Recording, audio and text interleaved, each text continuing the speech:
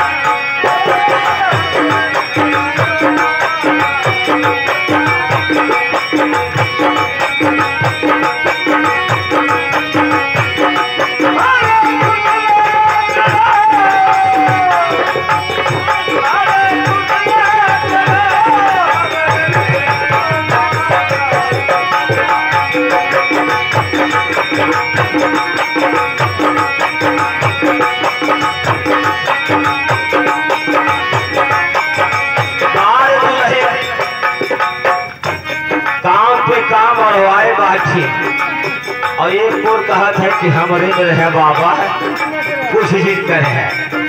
आगे कैसे कहा दिया